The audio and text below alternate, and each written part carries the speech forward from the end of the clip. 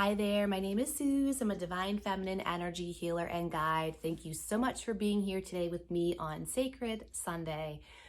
Welcome in.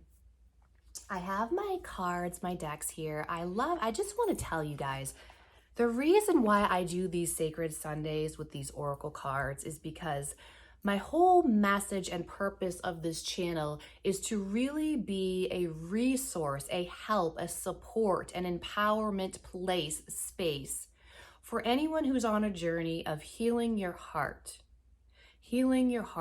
learning to live your life from an open-hearted space. And what does that include?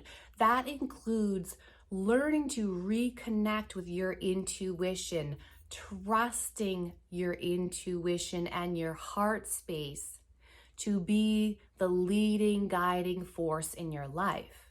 And I have found that working with oracle cards is an amazing physical tool to help give me evidence and support my intuitive knowings.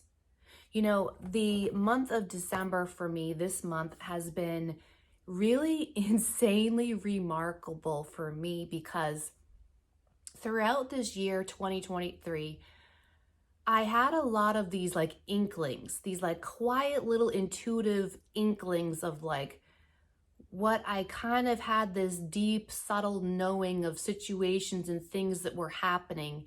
But it seemed like this little thing that was telling me the truth, sometimes it was hard to believe it, right? Sometimes our intuition can, if you don't have a lot of physical evidence, it can be hard to believe it, right? And the month of December for me has been really insanely incredible. With having my physical reality literally give me on a silver platter, give me physical evidence of like, you're not crazy. You're not crazy. You're not crazy. You're not crazy. And using oracle cards is also a really great physical tool of me helping other people out there, giving you physical evidence that you're not crazy and that these intuitive little nudges and soul knowingness that you have, deeper knowing, not head knowledge, but a deeper knowing, a deeper wisdom, these things that you just seem to come to you. I really want to validate you. I really want to validate you. I think we need more believers in this kind of thing in the world, right? So I think what we're going to do is we're going to pull from, and I'm sorry, you guys, I'm at the end of a cold here, so my nose is a little runny. I'm going to pull from my Rose Oracle deck, as I love to do. I love this deck. So give me just a minute. I'm going to do a quick little shuffle. I'm really excited as we move into 2024. I had wanted to do some videos kind of as doing like end of year things, moving into the new year, talking about things, giving you guys some journal prompts. And it just didn't work out, and that's okay. That's what was meant to be. So I am moving forward and letting the divine guide me with the messages. That's good. What is the message from the Rose Oracle deck for the divine feminines for this week? For us to focus on, feel supported, validated, and held by. Thank you. All right, let's see what came out. We got quite a few. I'm taking this one at the very bottom. There's a few I will show you. 4 cards came out. 4, which is interesting. All right, the first one is the Holy Grail, which is interesting because this one has been kind of coming up for me in my world as well. This is kind of a validation for me about some things. The Holy Grail. Stop the endless searching inner quest. Inner quest. Inner quest. I love the animal symbolism. I don't know if you can see it, but she has like these antlers on her. It looks like there is a deer in the background. There is a red rose almost in her sacral. It almost looks like that's around the area of her sacral chakra, which I find very interesting. For those of you who do a lot of work with chakras and whatnot, you may have noticed that in the past few months, there's been a lot of sacral healing activity happening for a lot in the collective that I am aware of and work with. And I love that her hands are above her head in, again, that holy grail, the cup, the holy grail, the cup, that divine feminine energy. The holy grail has a lot of deep meaning for me. I also want to show you whispers of Mother Earth, connecting with Mother Earth, which is, again, very grounding, very safe, very grounding, very nurturing, very feeling held. So maybe someone needs to get out into nature more. Then we have the return, a new story, you decide, alignment, it's coming together. I love this card because I know a lot of you have been dropping comments and the word alignment seems to be coming up. So this may mean something to those of you. A new story, you decide, alignment, it's coming together, the return. I know there's some of you out there who are listening to my messages and you are on a divine counterpart type of journey. And this may be very helpful to you at this time. A little scary and intimidating maybe at the same time. As you get into deeper alignment with yourself, others will come in too. Then we have, last card here, the wasteland, sustainability, slow down, tend to your garden, which again feels very much like this one, right? The Mother Earth, grounding, coming back to yourself, coming back into nature. Again, like this one, so many nature symbolisms on this one.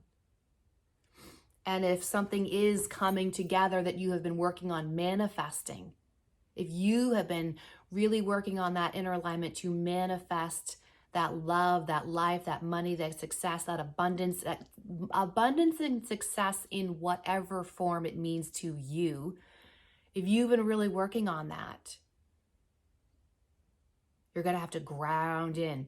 That's the thing of this whole ascension growth journey, is that as you reach a new level of growth, a new level of state of being, there has to almost be like this pause to really ground into it, right?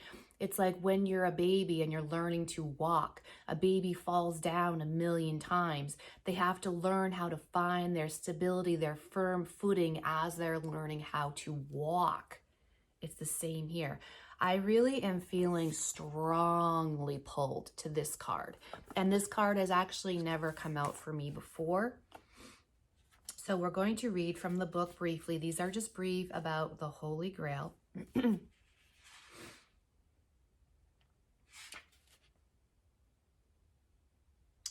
If I can find it.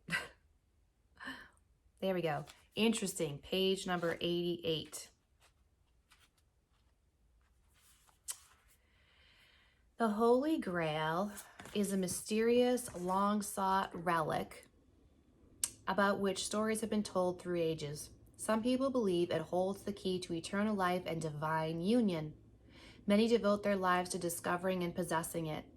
It features in the legends of King Arthur, the knight Galahad achieved the vision of God through the Grail. In Christian mysticism, the Grail is the cup used by Jesus at the Last Supper and afterward by Joseph of Arimathea to catch blood at the crucifixion. It was taken to the Isle of Avalon and buried on Chalice Hill, which turned the Chalice well waters red. Pilgrims travel from all corners of the world today to drink from these healing waters. Some believe the Grail legend predates Christ and was inspired by the wells and cauldrons of Welsh and Celtic mythology. The Holy Grail is the ultimate spiritual quest. Many see quests as physical places to journey to conquer, to find, but perhaps the Grail is an invitation to go inward, to connect with the grace within, to find it without. To realize that this journey of drinking from the eternal well is to find it deep within us as the part of us that cannot be extinguished. And there's that like red rose fiery energy in the sacral again. This is interesting because there was a message that came through to me. I'll share this with you guys just this morning about the sacral. and how so often the fiery energy of the sacral can often be blocked by childhood wounds in the heart space. That's like a whole nother video. I don't think I'm gonna get into that now. But this is just, I mean, this card is just really hitting me hard personally, validating a lot of things, connecting a lot of science and synchronicities for me. Perhaps this is why the rose is a symbol that goes with the grail. Her petals calling us to spiral in. Oh, I love that. For it's there that we find the nectar of all that we've searched for, patiently waiting for us to return to it. Okay, hang on. The return is one of the other cards that came out. Waiting for us to return to it. This is deep. I'm getting chills. Stop looking without, stop the endless searching, turn your gaze within.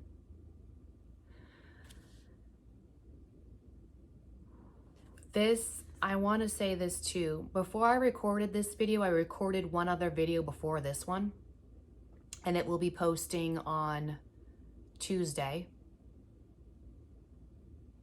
And it was much about this message of going in.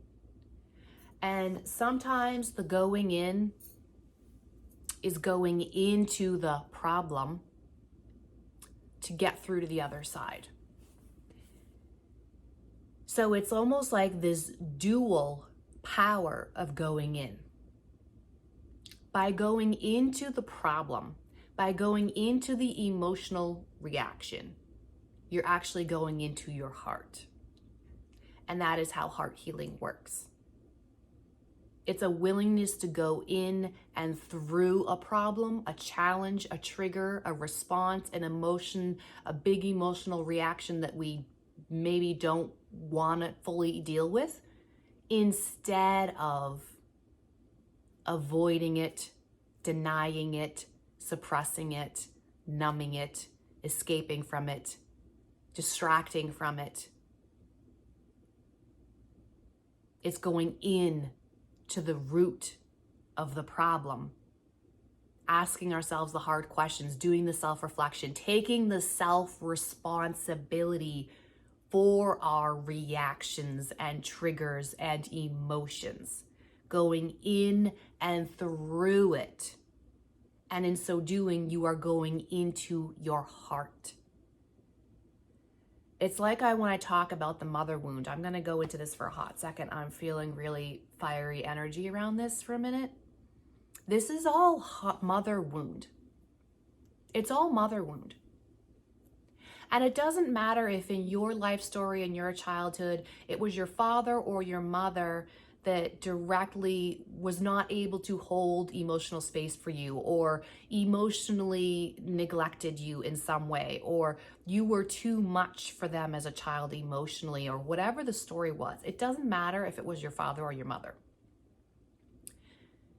It's the mother wound that is overarching the whole problem, because your father had a mother. And as I've said before, the world of emotions, the world of energy, the world of the heart space, the unseen world is ruled by the feminine.